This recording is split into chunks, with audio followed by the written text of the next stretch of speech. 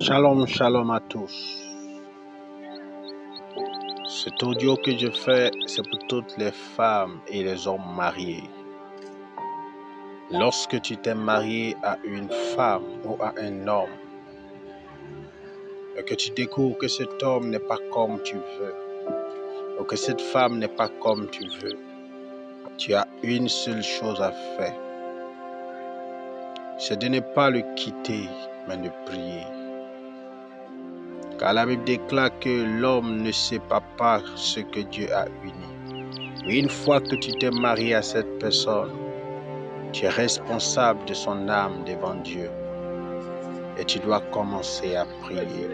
Si tu veux qu'il devienne un mari doux, tu dois prier. Tu veux qu'elle devienne une femme soumise, tu dois prier. Tu veux que cet homme soit un homme de caractère, il doit prier. Tu veux que ce soit un homme responsable, tu dois prier. Tu veux que cet homme devienne un homme d'amour, fidèle, sérieux, tu dois prier. Tu veux que cet homme t'appartienne à toi seul et qu'il n'aille plus voir dehors d'autres femmes qu'à part toi, tu dois prier. Tu dois prier, tu dois prier, tu dois prier, tu dois prier, prier et prier.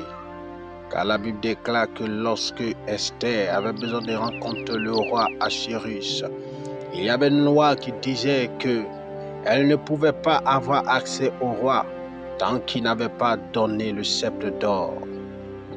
Car le sceptre était la seule opportunité de pouvoir rencontrer le roi. Et tant qu'il n'avait pas tendu le sceptre à la personne qui voulait venir le rencontrer, cette personne ne pouvait entrer dans sa présence. Et si cette personne violait cette loi, il devait mourir. Mais la personne qui recevait le sceptre pouvait rentrer dans sa présence. Et la Bible nous dit que Esther devait aller rencontrer le roi pour pouvoir sauver son peuple, car tout son peuple devait être décimé, tué par la méchanceté de Haman. La Bible dit que Esther s'est enfermée et elle a commencé à prier. Elle a fait 3 jours sans manger et elle a prié.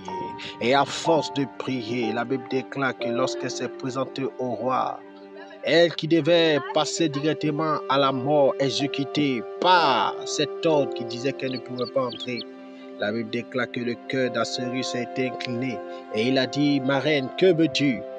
Même jusqu'à la moitié du royaume, si tu me demandes, je te le donnerai. Dis-moi ce que tu veux. Chère femme, cher homme, quand vous avez donné des conseils à votre mari ou à votre femme que ça n'a pas porté, il reste une seule chose, la seule option, c'est l'option de la prière. L'option de la prière. Prier, c'est aller présenter à Dieu la créature, au Créateur, afin que le Créateur soit capable de transformer la créature en une personne nouvelle, comme vous le voulez. Prier, c'est aller dire à celui qui a créé le cœur de cet homme de pouvoir transformer ce cœur en ce en quoi tu aspires selon la volonté de Dieu, car tu veux vivre avec un homme dans la gloire. C'est pourquoi je dis à tous ceux qui passent par des temps de douleur, vous devez prier. À tous ceux dont le foyer est dérangé, vous devez prier. Car là où les conseils ont échoué, la prière peut résoudre le problème.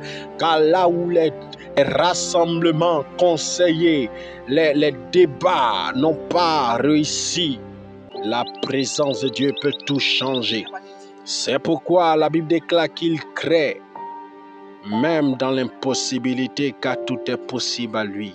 C'est pourquoi, mes frères et sœurs, priez. L'heure n'est pas à bavarder, il faut prier. L'heure n'est pas à pleurer, il faut prier. L'heure n'est pas à se plaindre du caractère, du comportement de ton mari, il faut prier.